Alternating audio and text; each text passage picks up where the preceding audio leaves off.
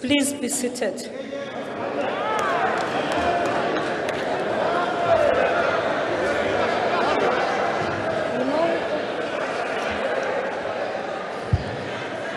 Honorable members and guests, in the interest of safety for all present in the chamber, we request that you please keep your masks on and sit in your designated area. Thank you. Honorable members, the President has called this joint sitting of the National Assembly and the National Council of Provinces in terms of Section 84(2)(d) of the Constitution of the Republic of South Africa, read with Joint Rule 7(1)(a), in order to deliver his State of the Nation address to Parliament. I now call on the Honorable the President to address the joint sitting.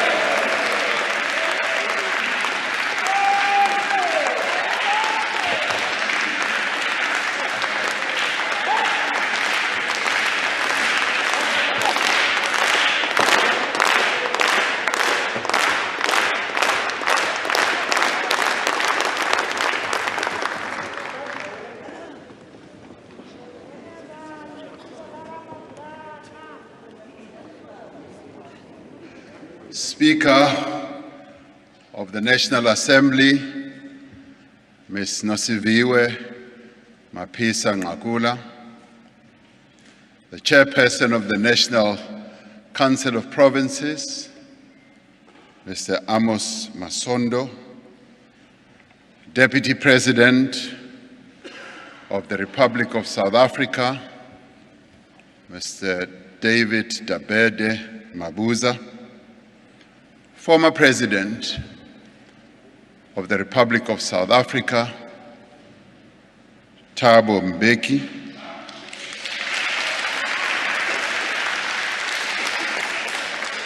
former Deputy President Phumzile Mlambo-Ngcuka, former Deputy President Ms. Baleka Mbete, former Speaker of the National Assembly, Max Sisulu, Acting Chief Justice Raymond Zondo, Mayor of the City of Cape Town, whom we thank for making this venue available, Mr. Gordon Hill-Lewis,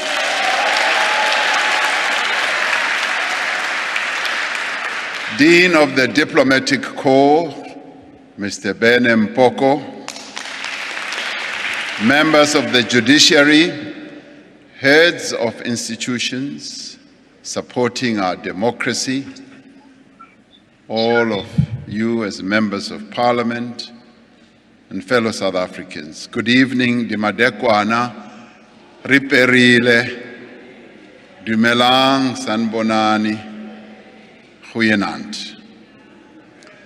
This year, for the first time since the dawn of our democracy, this State of the Nation address is being delivered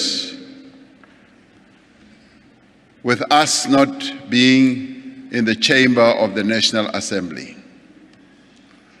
As we entered this new year, a huge fire engulfed the seat of our democracy. We all watched in outrage and sadness as the flames devoured the buildings in which our democratic constitution was born, in which laws of transformation and progress have been passed, a house in which the freely chosen representatives of the people of our country have shaped our young nation. For many, what happened in Parliament speaks to a much broader devastation in our land. For many, the fire was symbolic of the devastation caused by COVID-19, by rising unemployment and deepening poverty in our country. It spoke to the devastation of a pandemic that over the past 2 years has taken the lives of tens of thousands of South Africans, put 2 million people out of work, and brought misery to many families in our country. The fire in Parliament reminded us of the destruction, the violence, and the looting that we witnessed in parts of our country in July last year, of the more than 300 lives lost and many more livelihoods that were ruined. As we reflect on the past year, we recall the words of our former President Thabo Mbeki, who reminded us that, and he said, "Trying times need courage and resilience." And he continued to say, "Our strength as a people is not tested during the best of times," meaning that it is during the worst of times that our courage is really truly tested. That we are gathered together in Cape Town City Hall instead of the National Assembly reflects the extraordinary circumstances of this time. It reflects the determination of our presiding officers and indeed all members of the two houses of Parliament who determined that the work of this democratic institution should continue without interruption. And I applaud our presiding officers and all of you. There are moments in the life of a nation when old certainties are unsettled and new possibilities emerge. In these moments, there is both the prospect of great progress and the risk of reversal. Today, we are faced with such a moment. The path that we choose now will determine the course for future generations. That is why we are taking steps to strengthen our democracy and reaffirm our commitment to a constitution that protects us all.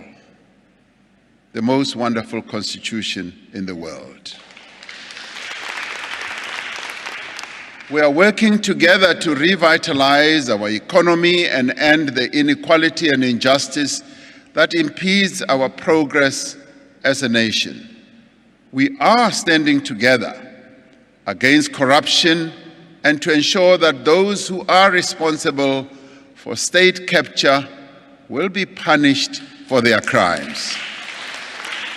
We are rebuilding the state and restoring trust and pride in our public institutions. If there is one thing we all agree on, it is that the present situation that we are in now, of deep poverty, unemployment, and inequality, is unacceptable and unsustainable. There is agreement amongst a broad and diverse range of South Africans that fundamental change and fundamental reforms are needed to revive economic growth in our country. There is a need both to address the immediate crisis and to create conditions for long-lasting stability and development. To achieve this, South Africa needs a new consensus, a consensus that is born out of a common understanding of our current challenging situation and a recognition of the need to address the challenges of unemployment, poverty, and inequality. This should be a new consensus which recognizes that the state must create an environment in which the private sector can invest and unleash the dynamism of our economy. But equally, it is also an environment in which South Africans can live a better life and unleash the energy of their capabilities. This should also be a new consensus which embraces our shared responsibility to one another as South Africans and acknowledges that we are all in this together, and together we must find solutions that will take our nation forward. As the social partners, being government, labor, business, and community-based entities, we are working to determine the actions we will take together to build such a consensus. We have begun discussions on what trade-offs are needed and what contribution we will each need to make to take this country forward. We have given ourselves 100 days to finalize what I call a comprehensive social compact to grow our economy, to create jobs, and to combat hunger. This work will build on the foundation of the Economic Reconstruction and Recovery Plan, which we adopted, which remains our common program to rebuild the economy. We remain focused on the priorities we identified in the State of the Nation last year, they being overcoming the COVID-19 pandemic, a massive rollout of infrastructure, a substantial increase in local production, and employment stimulus to create jobs and support livelihoods, and the rapid expansion of our energy generation capacity. To be effective, this social compact needs to include every South African and every part of our society. In the end, we must all be imbued with the understanding that no one must be left behind. So, fellow South Africans, when I last addressed the state of our nation, we were deep in the throes of the worst pandemic in more than a century. Since COVID-19 reached our shores, we have endured successive waves of infection, the emergence of new variants, and the devastating cost of nearly 100,000 recorded COVID-19 deaths. South Africans have responded to this grave threat with great courage and resilience, but also with compassion and restraint. Over the past 2 years, we have taken unprecedented actions to strengthen our health system, to build laboratory capacity and prevent infections. The nation owes a great debt of gratitude to the dedicated health workers and to other frontline staff who put their own health and their own lives at risk to care for the ill and the vulnerable during this period. Within 2 weeks of the first reported infection in our country, I announced the establishment of the Solidarity Fund with the goal of uniting the country in the fight against the pandemic. In a wave of generosity that we have never seen before in our country, a wave of generosity that swept throughout the country, the fund raised 3.4 billion rand from more than 300,000 individual South Africans and companies. More than 400 individuals and 100 companies volunteered their time and services for free. The fund has played a pivotal role in supporting the national health response and alleviating the humanitarian crisis that confronted our country and our people. I would like to thank everyone who contributed to the Solidarity Fund. And many of those individuals who contributed were a number of you as members of Parliament. So I applaud you and I thank you and congratulate you for that. And I also congratulate and thank the countless other initiatives to support those affected by the pandemic. And they range from people who gave food parcels, people who went out of their way to care for those who were affected and infected by COVID-19. As the trajectory of the pandemic has continued to change, we have had to adapt and evolve. Our approach has been informed throughout by the best available scientific evidence, and we have stood out both for the quality of our scientists and for their involvement in every step of our response. During the past year, we have focused on accelerating our vaccine rollout. So far, we have, as a nation, administered some 30 million doses of COVID-19 vaccines. Consequently, nearly 42% of all adults and 60% of everyone over 50 years of age is fully vaccinated. And this is a real achievement that many countries on our continent have not been able to reach. We are now ready to enter a new phase in our management of the pandemic. It is our intention, and also my clear intention, to end the national state of disaster as soon as we have finalized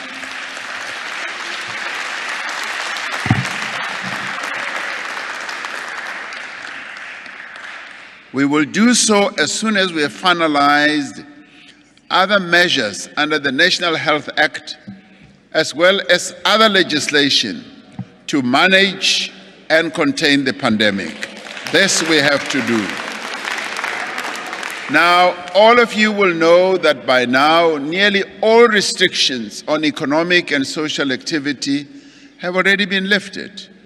Vaccines have proven to be the best defense we have against illness and death from COVID-19. And I've always said, even from a personal point of view, that had I not been vaccinated in December when I contracted COVID-19, I probably would not be standing here before you. My defense was being vaccinated. If we all get vaccinated and continue to observe basic health measures and remain forever vigilant, we will be able to get on with our lives, even with the virus in our midst. The state of the nation is linked inextricably to the state of our economy. In addition to the divides of race, geography, education, status, COVID-19 has exacerbated the divide between those who are employed and those who are unemployed. Last year, our unemployment rate reached its highest recorded level. Unemployment has been caused by low growth, which has in turn resulted from long-term decline in investment in our economy, which has lasted for a number of years.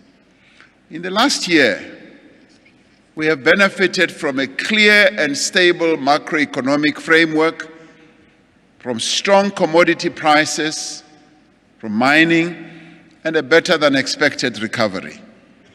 However, we've been held back by an unreliable electricity supply, the inefficient network industry, and the high cost of doing business in our country.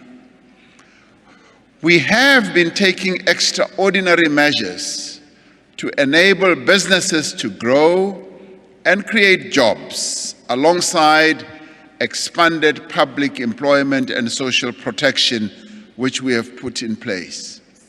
We all know that government does not create jobs. Businesses create jobs.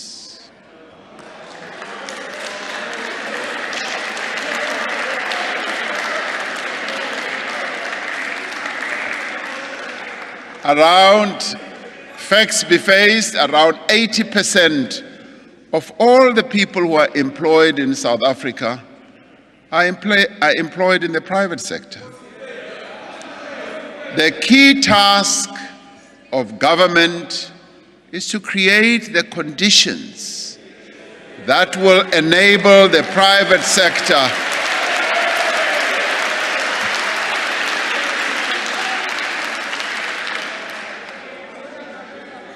and this is the case whether we like it or not all over the world. It is when government creates that environment that will enable businesses, both small and big, to emerge, to grow, to access new markets, to create new products, and to hire more employees. The problems in the South African economy are deep and they are also structural.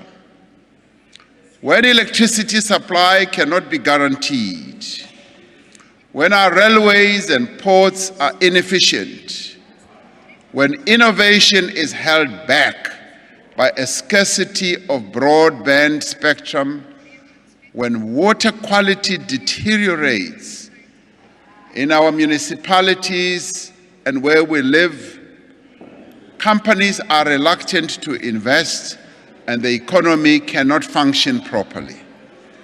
With a view to addressing these challenges, we are accelerating the implementation of far-reaching structural reforms with a view to modernizing and transforming these industries, to unlock investment, to reduce the costs of doing business and to increase competitiveness and to heighten growth in our economy. The electricity crisis is one of the greatest threats to economic and social progress. In the last few days, we have once again been reminded of the fragility of our electricity system.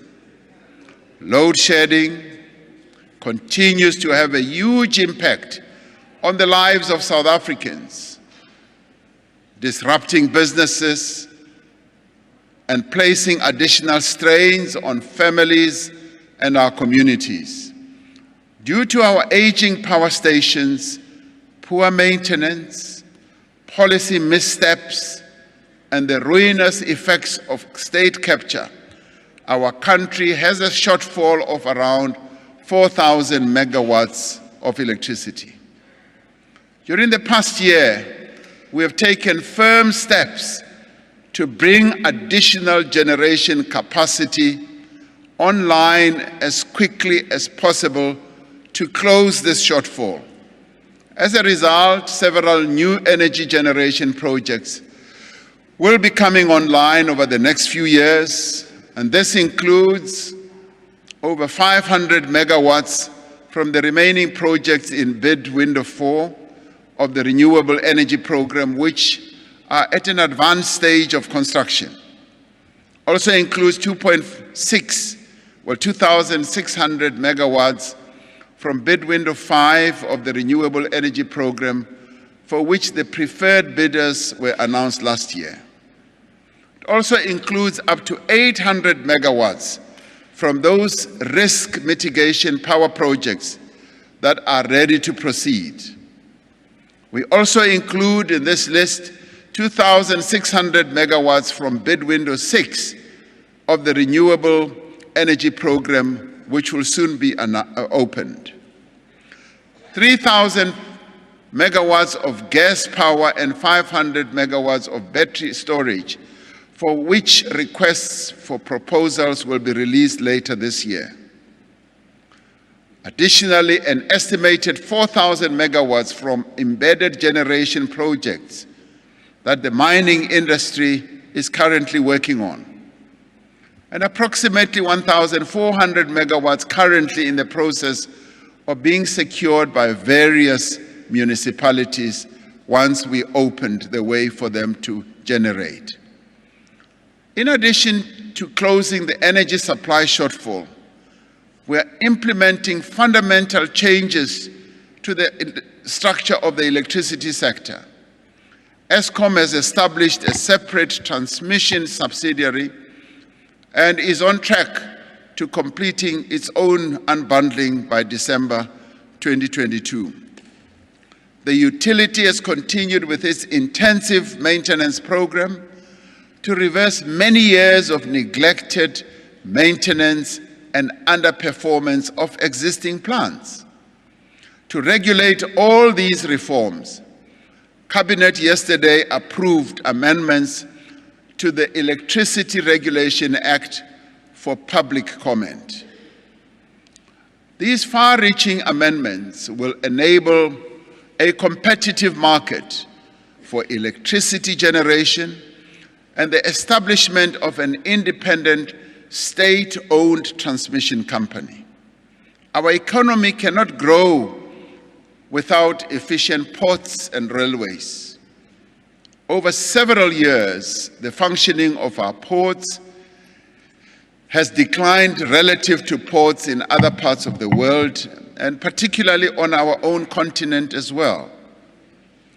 This constrains economic growth and holds us back from acceding to higher levels of economic growth.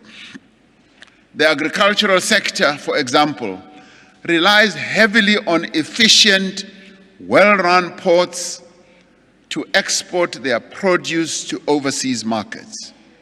The Minister of Agriculture was telling me that we've now opened the Chinese market for citrus, for a number of other products that we produce or we grow here. And we therefore need efficient ports to be able to export all that produce to high-demanding markets like China and many other places. Fresh produce cannot wait for days and even weeks while stuck in a terminal. This hurts businesses and compromises our country's reputation as an exporter of fresh produce. And fresh produce also includes meat products and many others. Transnet, faced with all these challenges, is addressing these challenges and is currently focused on improving operational efficiencies at our ports through procuring additional equipment, implementing new systems to reduce congestion. I have been able to go to our ports and I have seen the work that Transnet is doing in this regard. And Transnet will soon ask for proposals from private partners for the Durban and the Ngqura container terminals within the next few months, which will enable partnerships to be in place at both terminals by October of 2022. Transnet will start the process of providing third-party access to its freight rail network from April 2022 by making slots available on the container corridor between Durban and City Deep in Gauteng.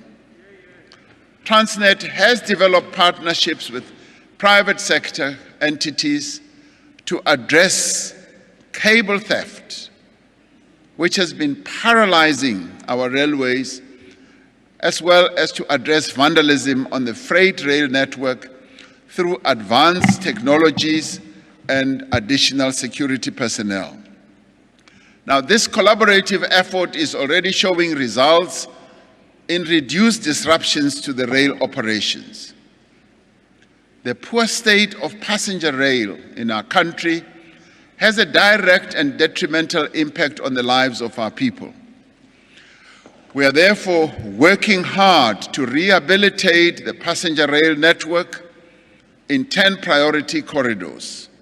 The Southern Line in Cape Town and the Mabopane Line in Pretoria has been reopened to be followed by the remaining lines in the next year. One of the greatest constraints on the technological development of our economy has been the unacceptable, which has taken years, unacceptable delay in the migration of broadcasting from analog to digital. The switch off of analog transmission has been completed in a number of provinces already. As I announced in the State of the Nation address last year, the other provinces will move to digital signal by the end of March 2022. And I have seen the joy that our people have when they gain access to digital and have the pleasure to watch television, which is clear, which has many more stations, and this we are going to continue doing. Now, as part of this process, government will continue to subsidize low-income households so that they can access a set-top box and make the switch to digital TV. Our communications regulator, ICASA, will commence with the process of auctioning the high-frequency communication spectrum in about 3 weeks from now. Now, this will unlock new spectrum for mobile telecommunications for the first time ever in over a decade.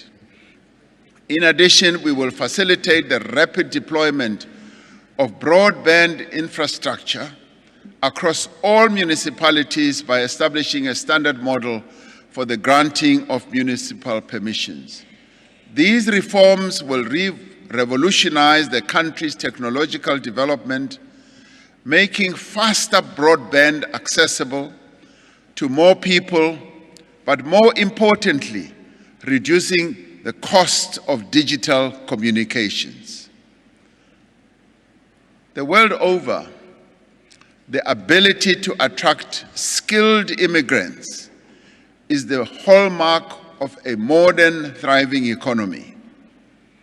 We are therefore streamlining the modernizing of the visa application process to make it easier to travel to South Africa for tourism, for business, for study, or even for work. As we committed last year, the e-visa system has now been launched in 14 countries, including mega countries such as China, India, Kenya, and Nigeria. The revised critical skills list has now already been published for the first time since 2014, following the detailed technical work and extensive consultations with business and labor. The updated list reflects the skills that are in shortage today to ensure that our immigration policy matches the demands of our economy. A comprehensive review of the work visa system is currently underway, led by former Director General of Home Affairs, Mr. Mavuso Msimang. This review is exploring the possibility of new visa categories that could enable economic growth, such as a startup visa and a remote working visa. Now, these are all the reforms that underpin and undergird the growth of our economy. Water is the most critical, precious natural resource to to all of us as South Africans. It is vital to life, to development, as well as to economic growth. That is why we have prioritized institutional reforms in this area to ensure future water security, investment in water resources, and maintenance of existing assets. We have embarked on the process of institutional reform, incapacitating the Department of Water and Sanitation, and reviewing water boards in as far as their mandates are concerned, and ensuring that they serve municipalities in terms of our district development model. Now, these reforms are being championed by a minister who's been to every water source in our country and has examined precisely what needs to be done. A comprehensive turnaround plan is being implemented to streamline the process for water use license applications. Now, these applications used to take forever, up to 3 years, and they are now being streamlined, and the target is to clear the backlog of applications by June 2022 and to process 80% of all applications within 90 days during the next financial year. Now, legislation has been prepared for the establishment of the National Water Resources Infrastructure Agency and will be published for public comment within the next month.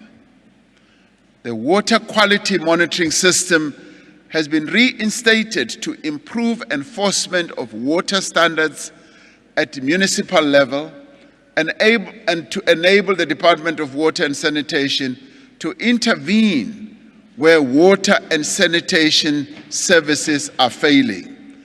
Now, this is how we are going to be able to make interventions even at the local level. When water is not provided to our people, we will be able to intervene and assist those municipalities. We will review the policy and regulatory framework for a whole number of other processes, but more importantly, which will come as sweet news for our people in the Eastern Cape and KwaZulu-Natal, for industrial hemp and cannabis to realize huge potential for investment and job creation. Now, this natural product, which our people have been farming with and harvesting for a number of purposes, is now going to be industrialized and no longer just being resorted to the smoke process. Many countries around the world have already advanced to higher levels. Our immediate neighbor, Lesotho, has moved ahead on the industrialization of cannabis in leaps and bounds. And the products that are to be eked out of hemp and cannabis are in great demand around the world. We want to harness this so that we can release and unleash the energy of our ordinary farmers in the various parts of our country, especially in the Eastern Cape, as well as in KwaZulu-Natal, particularly in the Pondoland area. While structural reforms are necessary for us to revive economic growth, they are not enough on their own. And there are quite a number of other structural reforms that we are in conversation with the private sector, and we are ad idem in as far as how deep and how far we should go.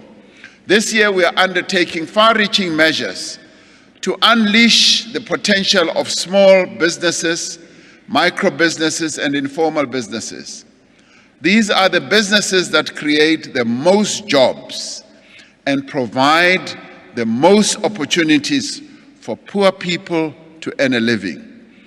We have started discussions with social partners as part of the Social Compact to process a number of measures, and some of those will be how we enable small and medium enterprises to operate without too many strictures on areas such as the labor market regulations for smaller businesses to enable them to hire more people while continuing to protect the rights of working people. A new redesigned loan scheme is being introduced to enable small businesses to bounce back from the pandemic and the civic unrest that we went through. This new bounce back scheme incorporates lessons from the previous loan guarantee scheme, which did not work as well as I had anticipated when we launched it, if you recall, under the stimulus program that we launched, which was quite unprecedented in the history of our country. This new and redesigned loan scheme, which will serve small businesses, will involve in development finance institutions and non-bank SME providers in offering finance, expand the types of financing available, and adjust eligibility criteria to encourage greater uptake. The National Treasury is working with industry stakeholders to finalize the scheme, and the Minister of Finance will provide details soon. We are reviewing the Business Act alongside a broader review of legislation that affects small and medium enterprises to reduce the regulatory burden on informal businesses. We have found that there are too many regulations in our economy and our country that are unduly complicated, costly, and difficult to comply with.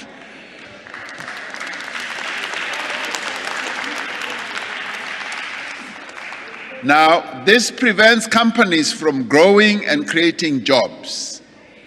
I will forever remember the imagery of a woman who was selling these dog beds, which she had sewn up herself.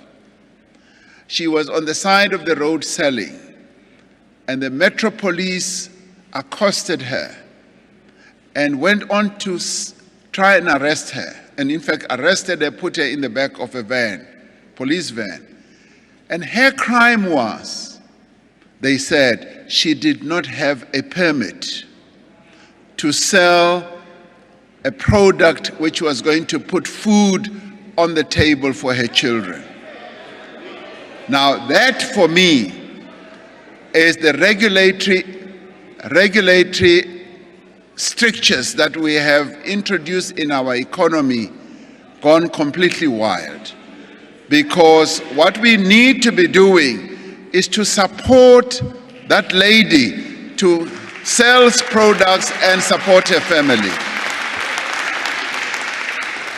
Now we are therefore working to improve the business environment for companies of all sizes through a dedicated capacity in the presidency to reduce red tape. If we are to make progress in cutting unnecessary bureaucratic delays for businesses, we need dedicated capacity with the means to make changes.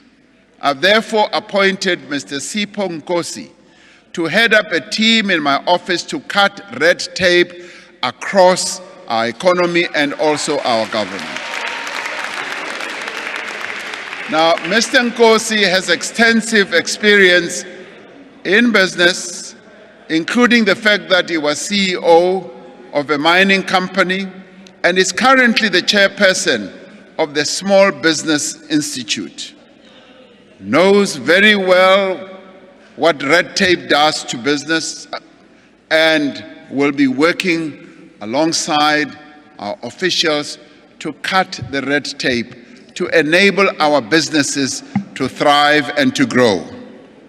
The red tape team will identify priority reforms for the year ahead, including mechanisms to ensure government departments pay suppliers within the required 30 days. The team will also work with other departments and agencies to unblock specific obstacles to investment and business growth. It will support the current initiatives to simplify processes relating to property registration, cross-border trade, construction permits, and all that. Infrastructure is central to our economic reconstruction and recovery. Through innovative funding and improved technical capabilities, we have prioritized infrastructure projects to support economic growth and better livelihoods, especially in energy, roads, and water management. The Infrastructure Fund is at the center of this effort, with a 100 billion rand allocation from the fiscus. The Infrastructure Fund is now working with state entities to prepare pipeline projects with an investment value of approximately 96 billion in student accommodation, social housing, telecommunications, water and sanitation, and transport. Several catalytic projects to the value of 21 billion are expected to start construction this year. Of this, 2.6 billion is contributed by government, and the balance is financed by the private sector and development funding institutions. Government will make an initial investment of 1.8 billion in bulk infrastructure, which will unlock 7 private sector projects to the value of 133 billion. For millions of South Africans in rural areas, roads and bridges provide access to markets, to employment opportunities, to families and social services. Yet many children still have to brave overflowing rivers to reach schools, and motorists have to battle impassable roads to reach the next town. One person was telling me that they now have to drive on the side of the road because many roads are so bad. We are therefore upscaling the Welisizwe Rural Bridges Program to deliver 95 bridges a year from the current 14. Our South African National Defence Force is the implementing agent of the Welisizwe program and has demonstrated the expertise of the SANDF engineers in bridge construction. Earlier this week, I was in Tahalane village in Limpopo to launch a new road that is going to make a huge difference in the lives of neighboring communities. This road was constructed using block paving and other materials, which is a method that enables us to build durable roads faster and more cost effectively. I would like to see a situation where many of the roads that we have in our country, particularly in our township areas, in our rural areas, and in outlying areas, being paved, because paving is so much cheaper than using asphalt. The Rural Roads Program will use labor-intensive methods to construct or upgrade nearly 700 kilometers of rural road over the next few years. This social enterprise program includes access to roads in Limpopo, in the Eastern Cape, and to move from gravel to surface upgrades in the Free State, in Northwest, and capacity connectivity improvements in the Western Cape. Government has initiated the process of delivering the Umzimvubu Water Project. The project is made of a number of dams. The Ntabelanga Dam, the Lalini Dam, an irrigation infrastructure and hydroelectric plant, Ntabelanga water treatment works and bulk distribution infrastructure to reticulate to the neighboring communities. Now, the closing date for the first of the two-stage procurement process is scheduled to close later this year, with a preferred bidder likely to be announced later this year as well. Government is introducing an innovative social infrastructure delivery mechanism to address issues that afflict the delivery of school infrastructure. The mechanism will address the speed, the financing and funding, quality of delivery, mass employment and maintenance. We still need to build some 2,500 or so schools in our country, and using current budgetary methods or processes, it'll probably take us 75 years to close that gap. However, with the new innovative mechanisms for delivery and financing, we should be able to do it much sooner. The delivery mechanism will introduce a special purpose vehicle working with prominent DFIs and the private sector to deliver school education infrastructure, with government obviously continuing to finance the building of schools. This approach is being piloted in schools in the Northern Cape and in the Eastern Cape, and will soon move also to other provinces, Limpopo and many other provinces. Now, over the past year, government has built on its successful Hydrogen SA strategy to make major strides in positioning South Africa as a global leader in this new market. And this is so because the endowments that we have as a country and as a nation for hydrogen capability are quite high. This includes the development of a hydrogen society roadmap for the next 10 years, as well as a green hydrogen strategy for the Northern Cape, supporting the development of green hydrogen pipeline worth around 270 billion rand. Now, the damage caused by the theft of scrap metal and cable on our infrastructure, like electricity, the trains and other vital services, is enormous.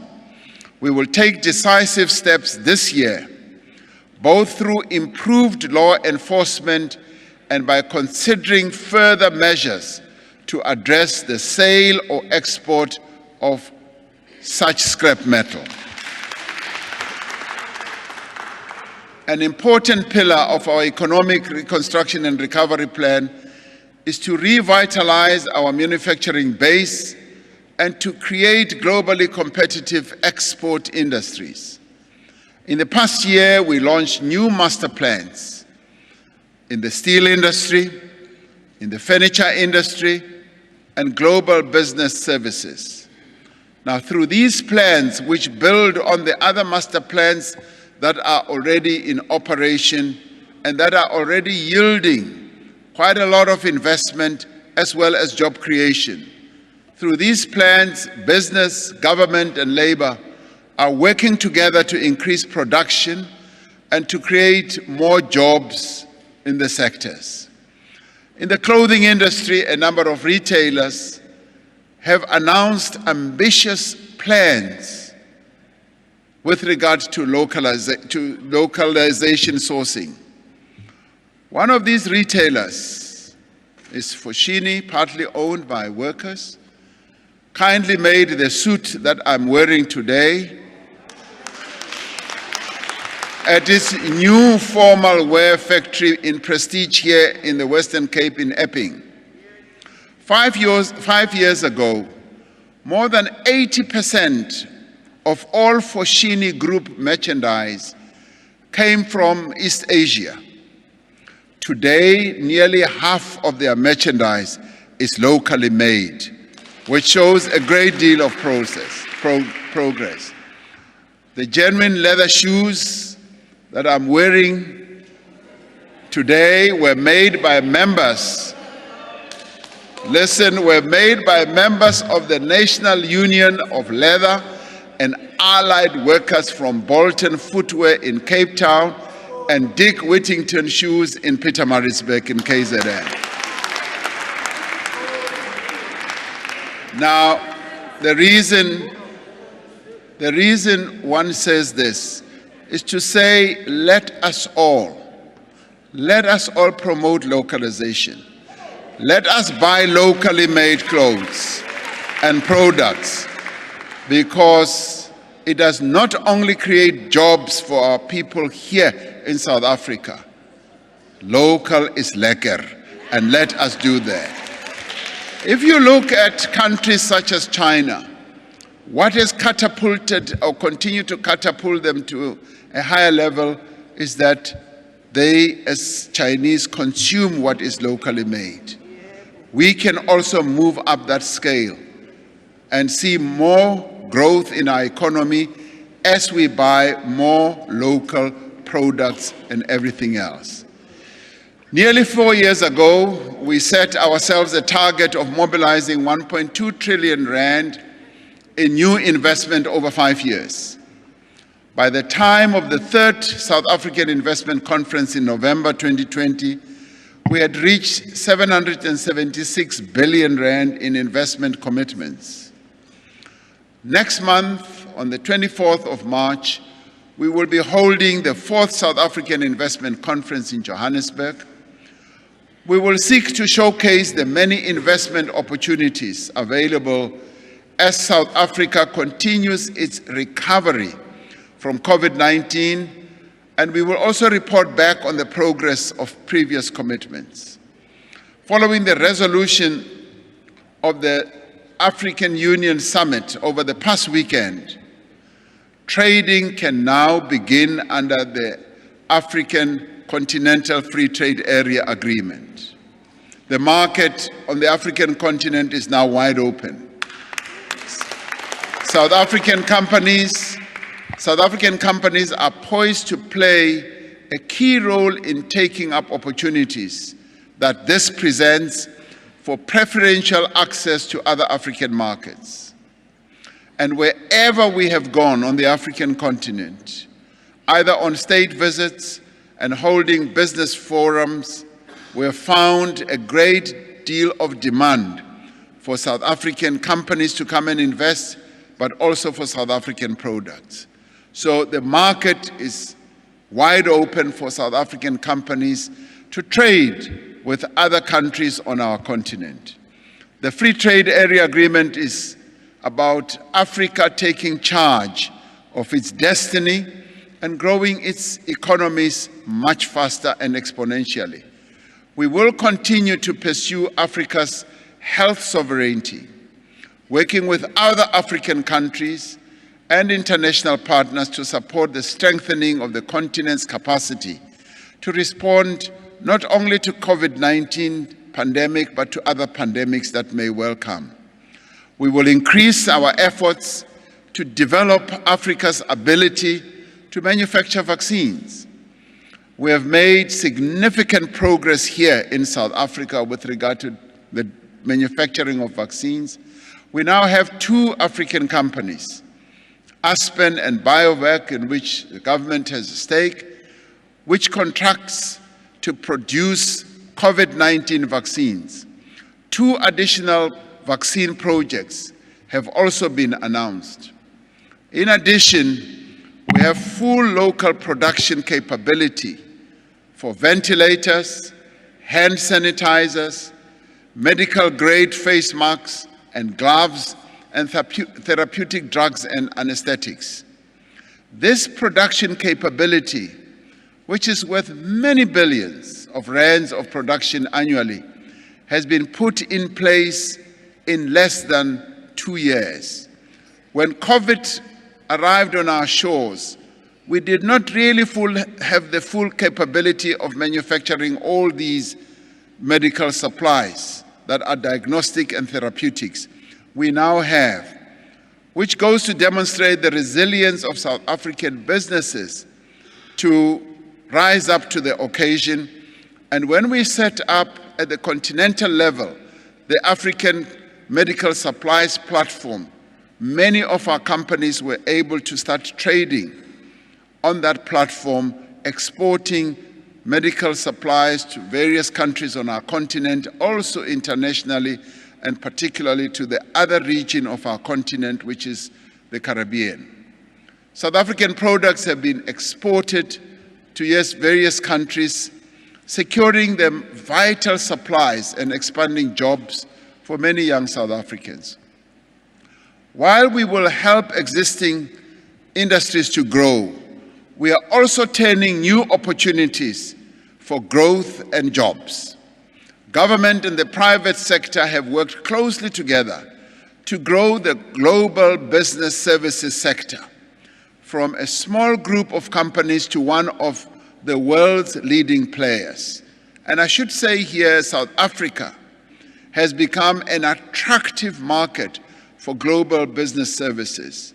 Our young people are being employed in large numbers. The global business service sector is on track to create 500,000 new jobs over the next few years. And these are young people who are being attracted to these opportunities. The hemp and cannabis, I go back to its sector, which is a new sector we are promoting, has the potential to create more than 130,000 new jobs. We are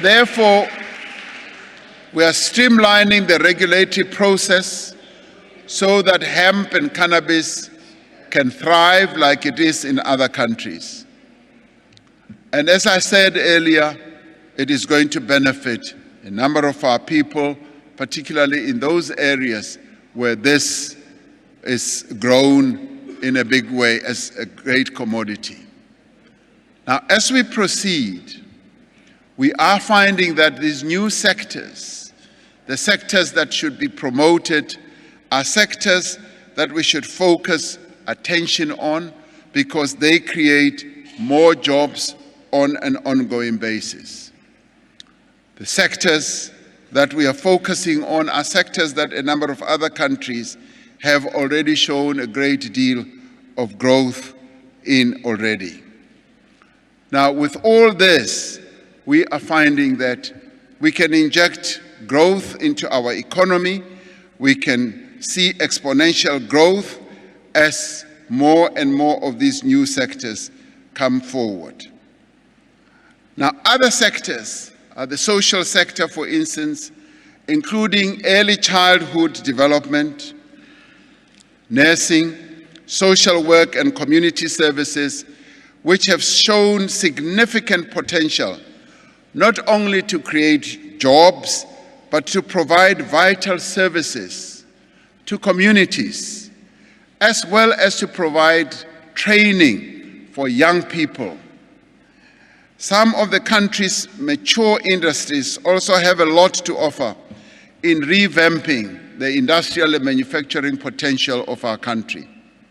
The agricultural sector has significant potential for job creation in crops such as citrus, table and dried grapes, subtropical fruit, avocados, berries, and nuts. Master plans in the sugar and poultry industry are contributing significantly to increased investment, improved production and transformation. To attract investors into the mining minerals needed in the new global economy, we will soon be finalizing our mining exploration strategy. We will continue to support the development of upstream gas industry as it holds huge potential for job creation and broader economic development. We will ensure that this is done in strict accordance with the environmental as well as other laws of our country, and that where there are differences, we work together to resolve those differences in the interests of our country and the interests of our people, particularly with regard to creating jobs. We live in one of the regions of the world that is most affected by climate change. We frequently experience droughts, floods, and other extreme weather events associated with global warming. Recently, floods have affected a number of provinces in our country, including KwaZulu-Natal, Gauteng, and the Eastern Cape. These have already caused enormous damage to infrastructure, but also to livelihoods. In the last year, we have made important strides in the fight against climate change and at the same time securing our economic competitiveness. For the first time, our climate targets are compatible with limiting warming to 1.5 degrees Celsius. This is the goal that all countries agreed to as part of the Paris Climate Agreement and is essential to prevent the worst effects of climate change. Now, since I established the Presidential Climate Change Commission, working with Deputy Chairperson to the Commission, Vali Musa, a little more than a year ago, it has done much work to support a just transition to a sustainable, inclusive, resilient, and low-carbon economy. At the International Climate Conference in Glasgow last November, South Africa was able to arrive at a historic 131 billion rand deal with a number of partners. This first of its kind partnership will involve repurposing and repowering some of the coal plants that are reaching the end of their lives and creating new livelihoods for workers and communities most affected and impacted by this change.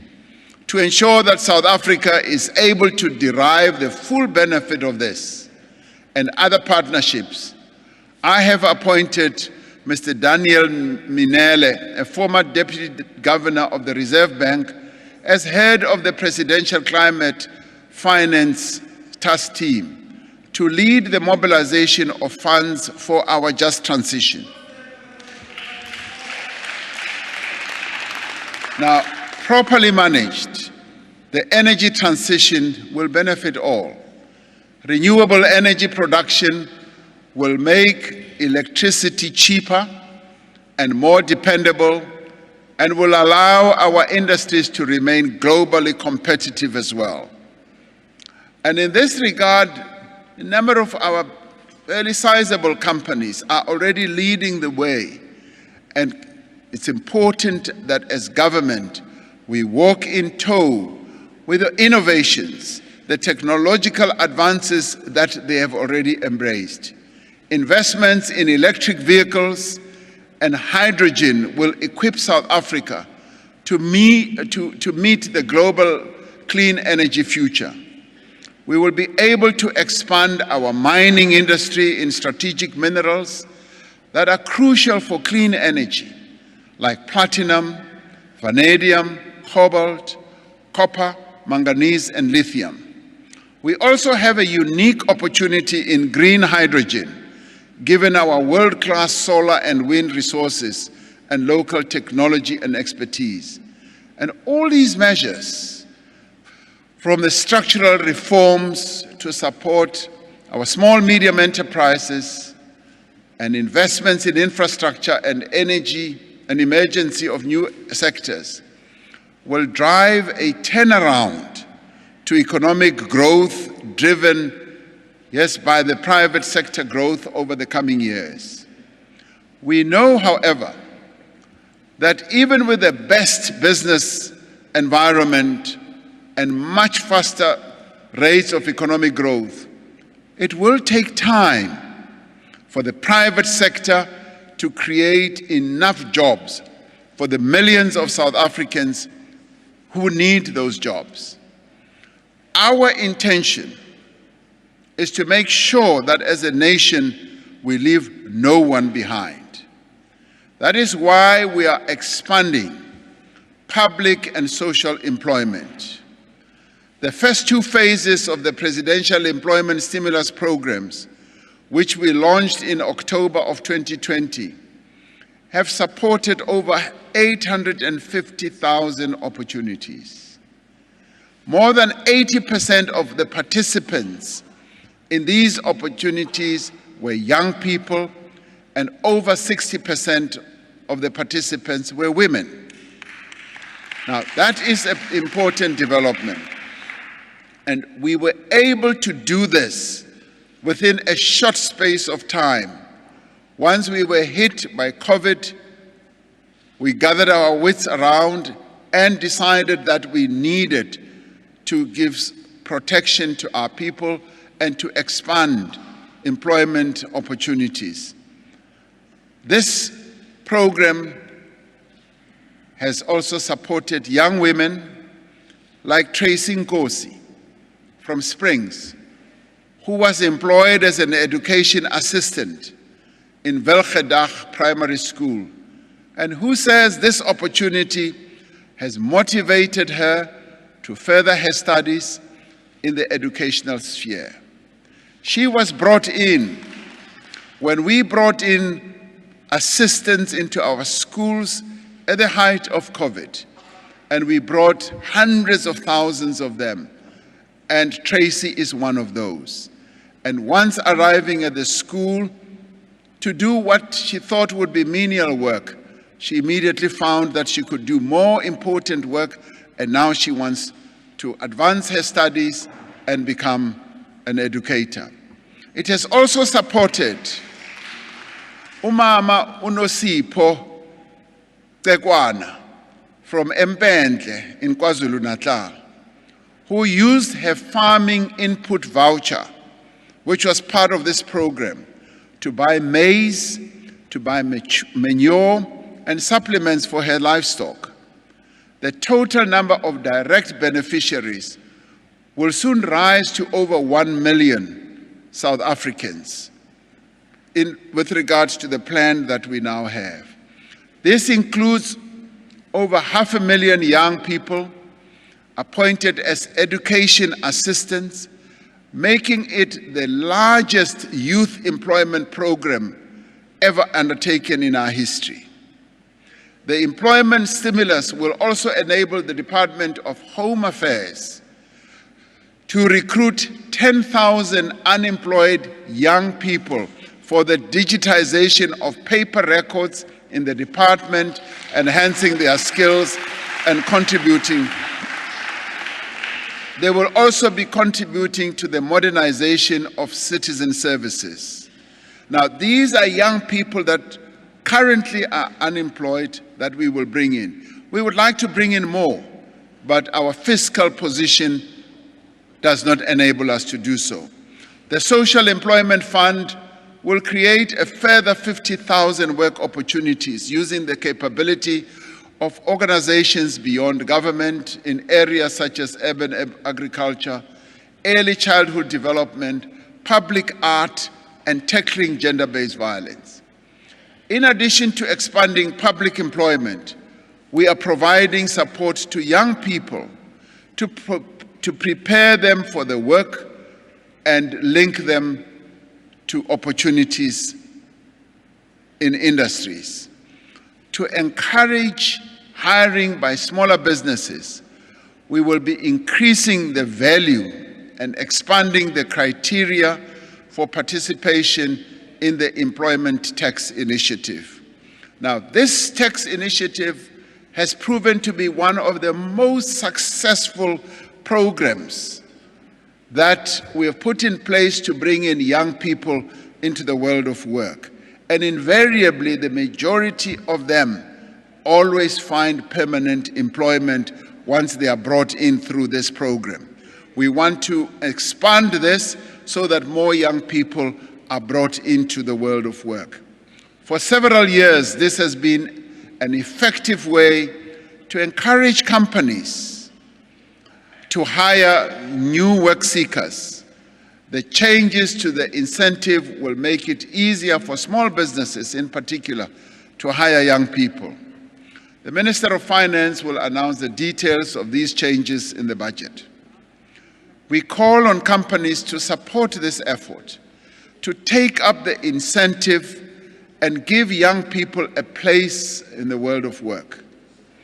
The SA Youth.mobi platform for young work seekers to access opportunities and support has now risen to 2.3 million young South Africans who have registered. And of these, over 600,000 have been placed in employment opportunities. A revitalized National Youth Service will recruit its first cohort of 50,000 young people during this next year, creating opportunities for young people to contribute to their communities, to develop skills, and to grow their own employability. The Department of Higher Education and Training will place 10,000 unemployed TVET graduates in workplaces from April of 2020. Now that is a big number, but we obviously would want more. In preparing this State of the Nation address, I was assisted by two young South Africans who are working as interns in the presidency, Ms. Naledi Malachi and Kiarabetswe Mabatle. Now they told me about the pain that is felt by young people who find themselves with a qualification but are unemployed because of lack of experience. This forces many into jobs that have little or nothing to do with what they have studied. Now, all the measures I've outlined are essential to provide young people with the work experience that they need to take up their first step in the labor market. Now, we call on the private sector to support these measures and wherever possible to drop the requirement of experience so that we can give many young people a possible chance for their first job. Now, as we work to grow the economy and create jobs, we will expand support to poor families to ensure that no person in this country has to endure the pain and indignity of hunger. Our social protection system is amongst the greatest achievement of the democratic government, reaching more than 18 million people every month. Without this support, millions more would live in dire poverty. Since the onset of COVID-19, the Social Relief of Distress Grant has provided support to more than 10 million unemployed people who were most vulnerable to the impact of the pandemic. Some people use the money to start businesses. Mr. Tando Makubu from Soweto received 350 grant for 7 months last year and saved it to open an ice cream store that now employs 4 people. Now, Mr. Lindogu Msomi, an unemployed TV producer from KwaMashu Hostel, saved the 350 that he received for 9 months to start a fast food stall and to support his family. And as much as it has had a substantial impact, we must recognize that we face extreme fiscal constraints. A fiscal crisis would hurt the poor most of all through the deterioration of the basic services on which they rely. Mindful of the proven benefits of the grant, we will extend the 350 SRD grant for one further year to the end of March 2023. And we have been in deep consultations with a number of community-based organizations who have articulated very clearly to us the dire needs in our communities, but have also appreciated the challenged fiscal position that we are facing. And this is something that I am sure they will be able to appreciate. But we have also said we will continue conversations. We will continue conversations with them going forward. During this time, we will engage in broad consultations and detailed technical work to identify the best options to replace this grant. Any further support must pass the test of our own affordability and must not come at the expense of basic services or at the risk of unsustainable spending. It remains our ambition to establish a minimum level of support for those in greatest need. Expanding access to land is vital for our efforts to reduce hunger and to provide people with meaningful livelihoods. We are moving ahead with land reform in terms of our constitution and anticipate the approval of the expropriation bill during this year. The establishment of the Agriculture and Land Reform Development Agency will be finalized this year. The Department of Public Works and Infrastructure will finalize the transfer of 14,000 hectares of state land to the Housing Development Agency. We have enough arable land to support millions of thriving small-scale farmers in poultry, livestock, fruit, and vegetables. Now, through the Presidential Employment Stimulus and the Solidarity Fund, over 100,000 small-scale farmers have already received input vouchers to expand their production. This scheme has proven to be effective and impactful, and it has established a very good delivery mechanism that ensures that we are able to reach so many of the small-scale farmers. The agriculture sector has also recognized the importance of supporting these small-scale farmers and integration into their value chains.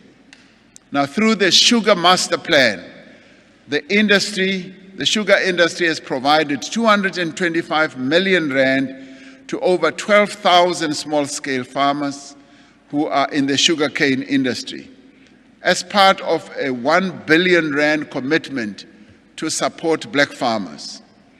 We will be expanding the provision of input vouchers and calling on all sectors to join this effort. I would like to see a situation where various sectors of agriculture, whether it is in the fruit sector, in the beef sector, in the sheep sector, and many other sectors, collectively helping in these sectors like the sugar cane industry has done. But on our part, we will collectively reach out to 250,000 small-scale farmers this year, expanding beyond the 100,000 that we reached last year. None of our efforts to revive our economy will succeed if we do not tackle the scourge of corruption once and for all. Since the beginning of the year, I've been provided with the first two parts of the report of the Commission of Inquiry into State Capture headed by Acting Chief Justice Raymond Zondo. While the definitive conclusion has yet to be delivered at the end of this month, the first two parts of the report make it plain that there was indeed state capture.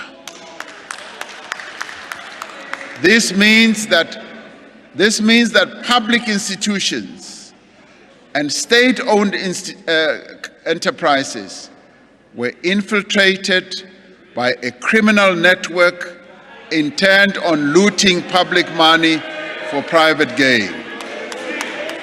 The reports have detailed the devastating effects on these criminal activities on the SAA, Transnet, Denel, South African Revenue Service, and government communications. Now, state capture had a direct and very concrete negative impact on the lives of all South Africans, but especially the poorest and most vulnerable members of our society. It has weakened the ability of the state to deliver services and to meet the expectations and constitutional rights of our people. We must now do everything in our power to ensure that it never happens again. My responsibility is to ensure that the Commission report is properly and carefully considered and then acted upon.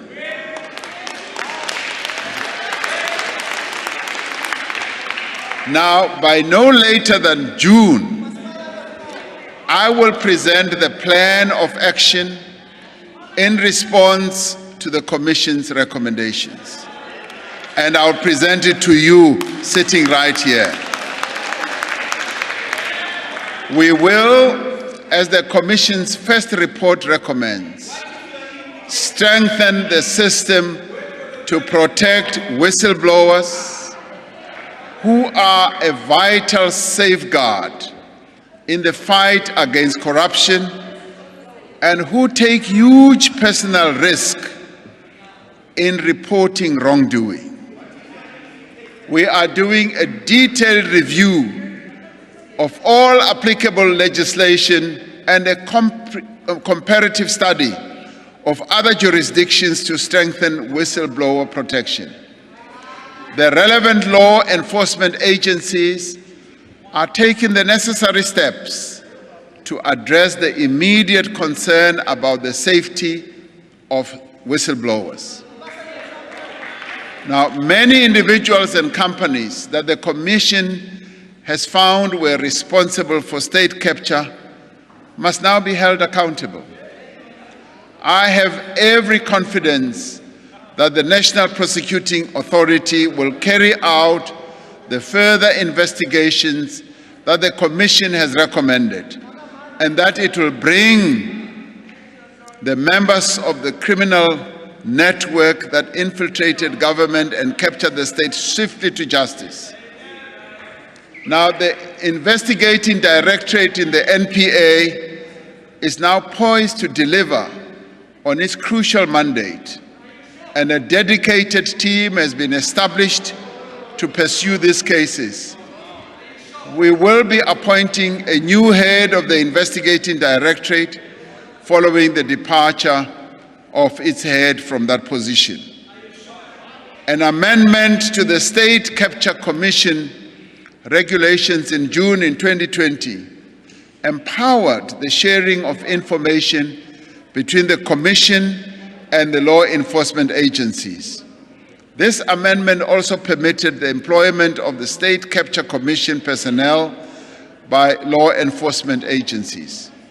Now, these empowering provisions have geared the investigating directorate to more effectively pursue the investigations emanating from the Commission. We have gratefully acknowledged the offer of support from the private sector to assist in providing those skills which we lack in government to enable investigation and prosecution of crime.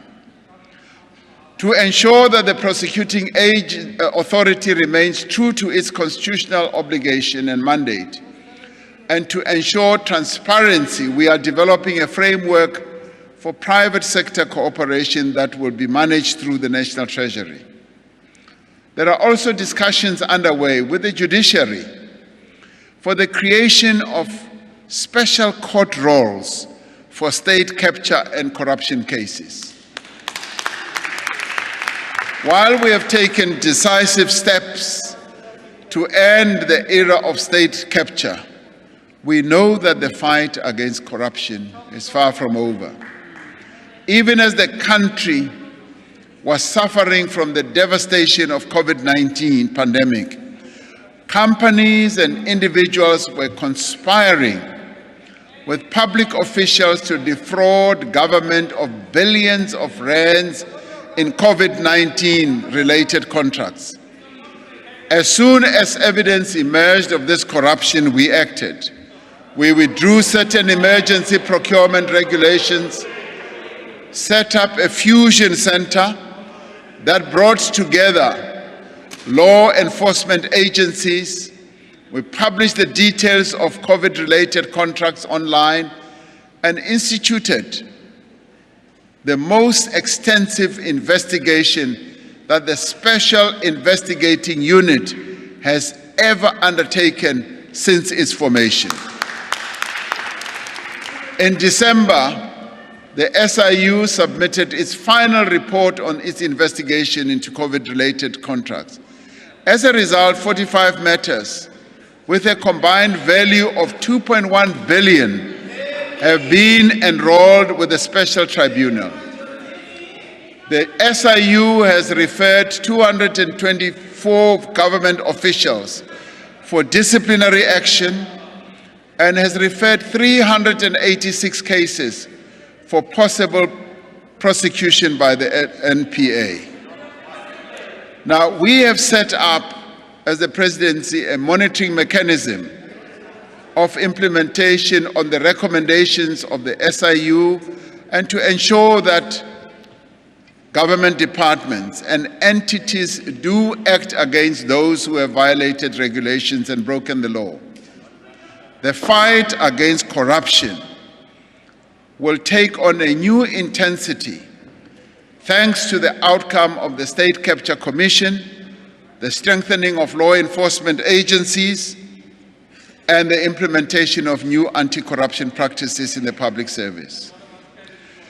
State-owned enterprises play a vital role in our economy, from water and roads to energy and ports to defense and aviation. These strategic assets of our nation are necessary to keep our country running. It is essential that we reverse their decline and reposition them to contribute positively.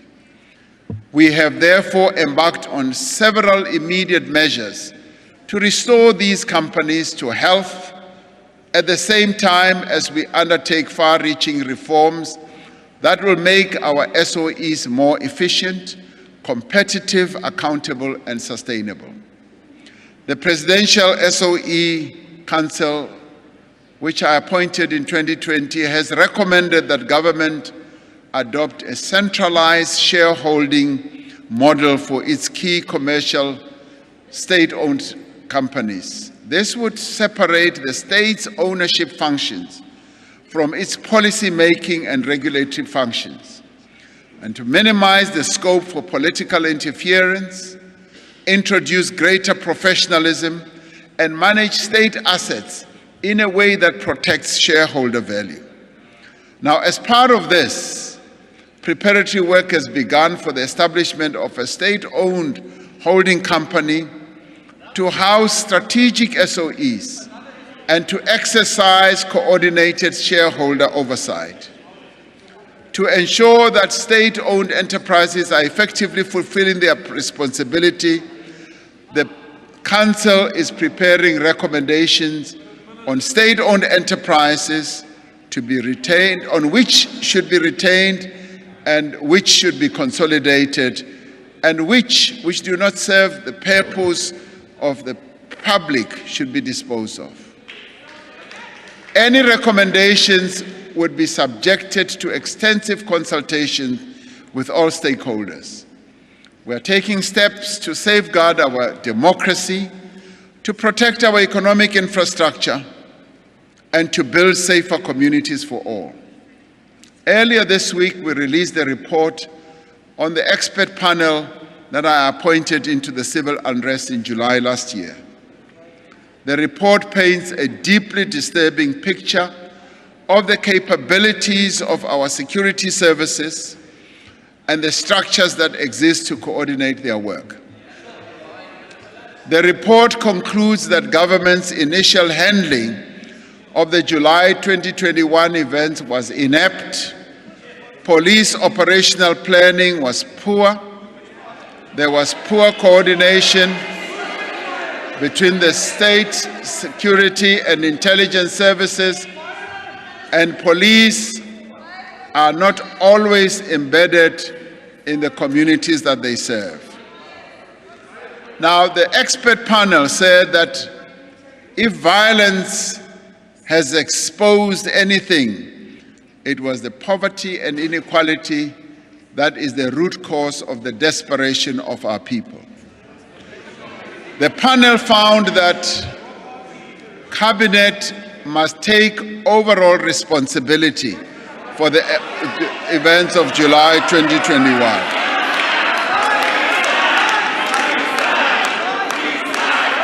Now, this is a responsibility that we acknowledge and we also accept. We will, as recommended by the panel, develop and drive a national response to address the weaknesses that the panel identified. We will begin immediately by filling critical vacancies and addressing positions affected by suspensions in the State Security Agency and in crime intelligence. We will soon be announcing leadership changes in a number of security agencies to strengthen our security structures. Now, the staffing of the Public Order Policing Unit of the South African Police Service will be brought to an appropriate level, with appropriate training in place as well. The ongoing damage to and theft of economic infrastructure has damaged confidence and severely constrained economic growth, investment, and job creation. At the same time, we need to confront the criminal gangs that invade construction sites and other business places to extort money from companies. This will require a focused and coordinated response. Government is therefore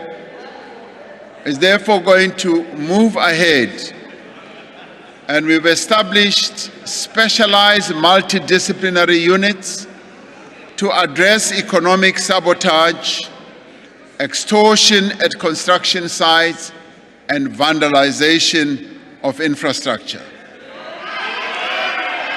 We will make resources available. We are going to make resources available to recruit and train an additional 12,000 new police personnel to ensure that the South African Police Service increases its capacity. Another area of immediate attention will be the re-establishment of community policing forums to improve relations and coordination between local police and residents of the areas they serve. It is clear from the observation of the expert panel that we need to take a more inclusive approach to assessing the threats to our country's security and determining the necessary responses. I'm calling on all South Africans through their various formations to participate as we go ahead to develop this whole process of a strategy. I will be approaching Parliament's presiding officers to request that Parliament plays a key role in facilitating inclusive process of consultation. The security services have been tasked by the National Security Council to urgently develop implementation plans that address the range of recommendations that have been put forward. Now, these measures will go a long way to address the serious concerns about the breakdown of law and order in society. This year, we are intensifying the fight against gender-based violence and femicide through the implementation of a strategic plan, and also taking other measures to promote the empowerment of women. Earlier this month, I signed into law the 3 pieces of legislation which you passed, which has strengthened the criminal justice system,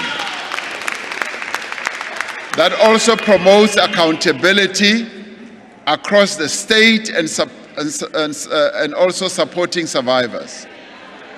Now, the implementation of this legislation will definitely go a long way to ensuring that cases are successfully prosecuted, that survivors of gender-based violence are protected, and that there are more effective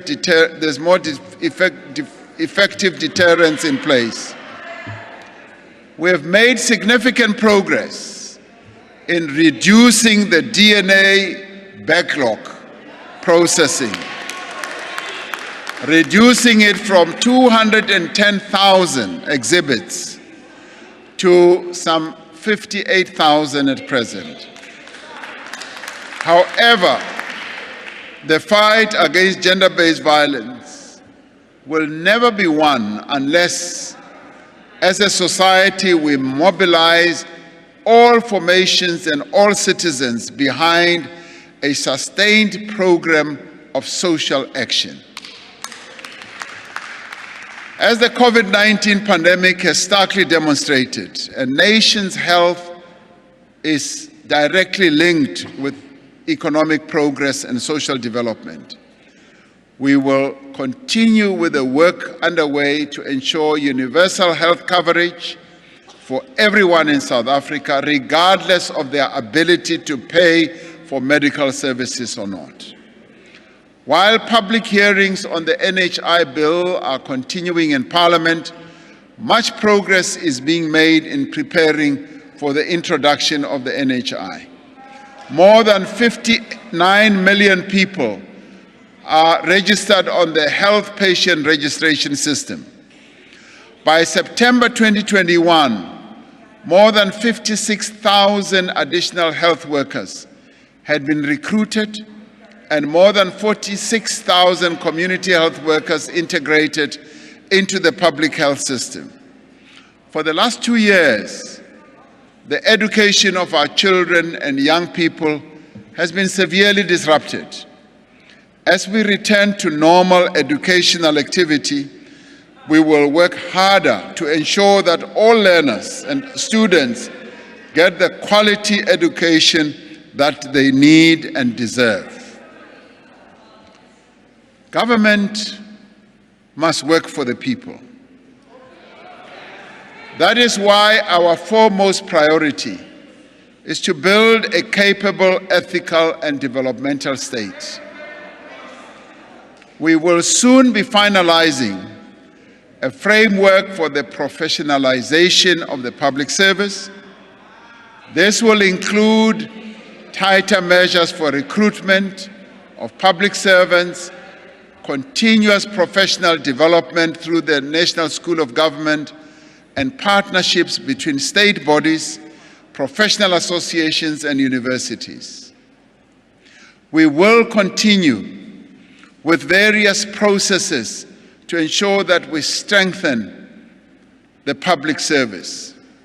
And in this regard, we will ensure that the public service, who are going to be holding their important strategic conference later, is able to address the challenges that our people face.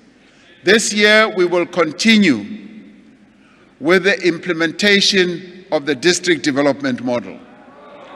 This model brings all three spheres of government together with other social partners in every district to grow inclusive local economies and to improve the lives of our citizens. In particular, the DDM, as we call it, facilitates integrated planning and budgeting across spheres of government and improves integration of national projects at district and local level.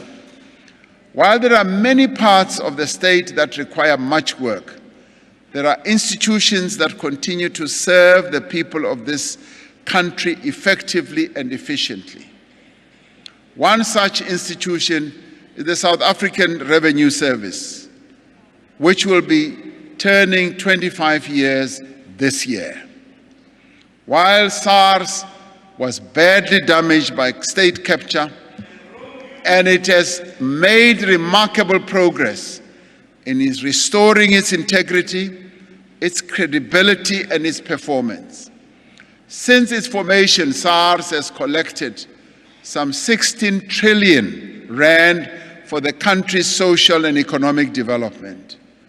This revenue has enabled government to improve the lives of millions of South Africans through the provision of healthcare, education, social grants, and other basic services.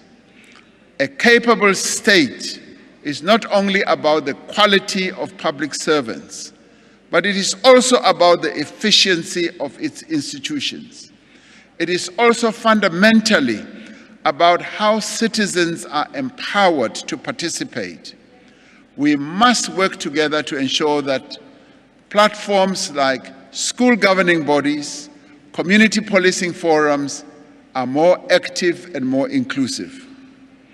A vibrant civil society operating at all levels, but more especially at local level and local government level, which we intend to strengthen, is crucial for a capable state and for development. We will therefore be working with our social partners to convene the long-awaited Social Sector Summit, and this summit will seek to improve the interface between the state and civil society and address the challenges that NGOs and community-based organizations face. Our country has suffered damaging blows in recent times. A confluence of forces, many of them from outside of our control, has brought us to where we are now. We face steep and daunting challenges. Indeed, we are engaged in a battle for the soul of this country, but there can be no doubt that we will succeed. We will emerge victorious in all these challenges that we face. We will never be defeated. And you know why? Because the spirit of resilience is deeply embedded in our DNA as South Africans. So I ask every South African to rally together, whether we agree with each other on certain issues or not, but there is a lot that binds us together. I ask all of us to rally together, to fight against corruption, to also be involved collectively in our fight to create jobs, in our fight to achieve a more just and equal society. We have faced many crises in our past, and we have always overcome them. We have been confronted with difficult choices, and we have made those choices. In trying times, we have shown courage and resilience. Time and time again, we have pulled ourselves back from the brink of disaster and inspired hope, renewal, and progress. And we must do so again, now as we face these many challenges. I call upon all of us to forge this new consensus.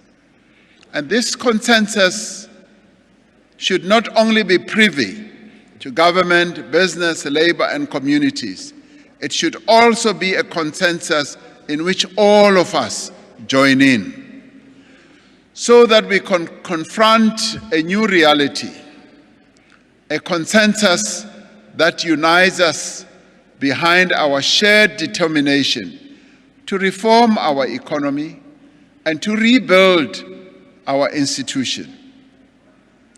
If there ever was a time when we should work together, this is the time for us to work together.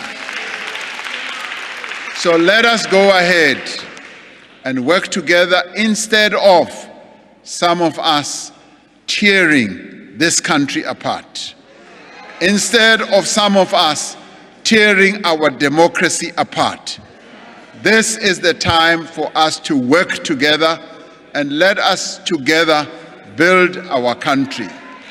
But more importantly for me, this is the time, with all the economic measures that we've announced, as well as the other social protection measures that we've put forward, this is the time to leave no one behind. We must all move together as one, as South Africans. I thank you.